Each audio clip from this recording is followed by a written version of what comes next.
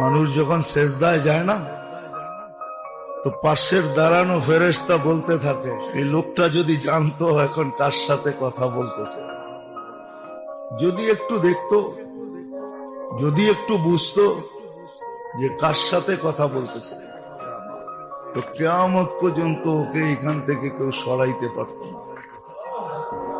ও তো কিয়ামত পর্যন্ত সেজদায় পড়ে থাকে।